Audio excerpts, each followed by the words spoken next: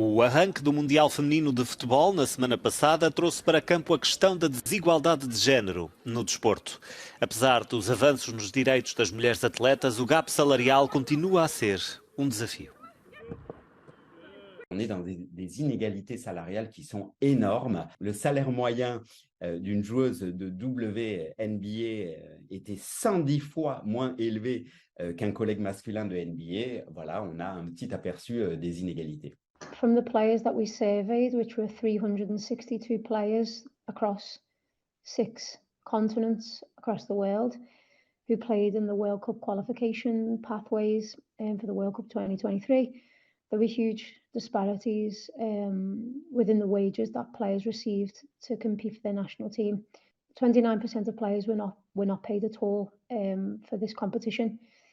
And that meant that 66% of players had to take unpaid leave or vacation from another form of occupation in order to compete in the World Cup qualifiers. As desigualdades não se ficam pelo rendimento, as condições de treino para as jogadoras também precisam de melhorar.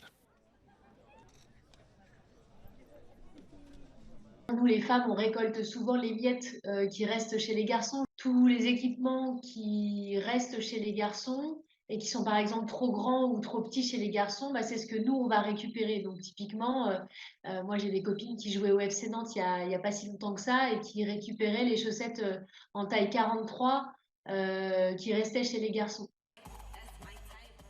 A discriminação também é evidente em termos de cobertura mediática.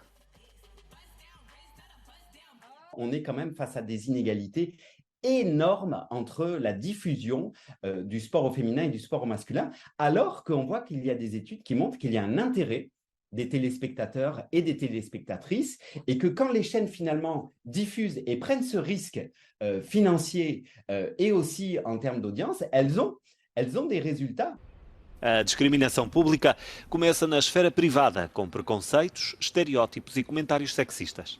J'ai été témoin de la misogynie ambiante qui règne dans ce milieu. On gagne que 3-0 à la mi-temps. Celui qui nous entraîne est extrêmement mécontent de ce score et finit par nous menacer clairement de viol en fait. Et il nous regarde comme ça une à une en nous désignant du doigt et il nous dit vous voulez faire les salopes avec moi, je vais toutes vous baiser une par une.